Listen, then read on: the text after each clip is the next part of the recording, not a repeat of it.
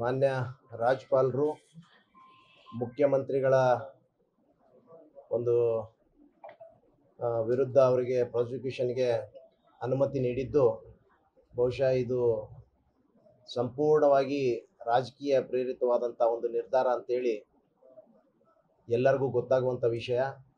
ಬಹುಶಃ ಎಲ್ಲೋ ಒಂದು ಕಡೆ ಕೇಂದ್ರ ಸರ್ಕಾರದ ಒತ್ತಡಕ್ಕೆ ರಾಜ್ಯಪಾಲರು ಮಣಿದು ಬಹುಶಃ ರಾಜ್ಯಪಾಲರು ಕೇಂದ್ರ ಸರ್ಕಾರದ ಕೈಗೊಂಬೆಯಾಗಿ ಕೆಲಸ ಮಾಡ್ತಾ ಇದ್ದಾರೆ ಅನ್ನುವಂಥದ್ದು ಬಹಳ ಸ್ಪಷ್ಟವಾಗಿ ಕಾಣ್ತದೆ.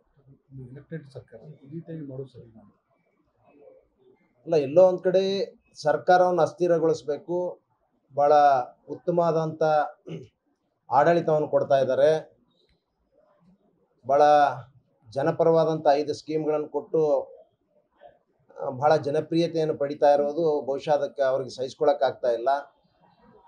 ಭಾಳ ಮೆಜಾರಿಟಿ ನಾವು ಬಂದಿದ್ದರೂ ಕೂಡ ಇವತ್ತೆಲ್ಲೋ ಒಂದು ಕಡೆ ಅದನ್ನು ಅವರ ಅಜೆಂಡಾನೇ ಅದು. ಇಡೀ ದೇಶದಲ್ಲಿ ಎಲ್ಲ ಕಡೆ ಸರ್ಕಾರಗಳನ್ನು ಬೀಳಿಸುವಂಥದ್ದು, ಬೇರೆ ರೀತಿ ದುಡ್ಡಿನ ಆಮಿಷ ಕೊಟ್ಟು ಎಲ್ಲ ಒಂದು ಕಡೆ ಶಾಸಕರನ್ನಾಗಲಿ MP ಗಳನ್ನು ಖರೀದಿ ಮಾಡುವಂಥದ್ದು ಪ್ರಕ್ರಿಯೆ. ಇದು BJP ಕೇಂದ್ರದಲ್ಲಿ ಯಾವಾಗ ಬಂದಿದೆ ಆವಾಗಿಂದ ಇದು ನಿರಂತರವಾಗಿ ನಡೀತಾ ಇದೆ.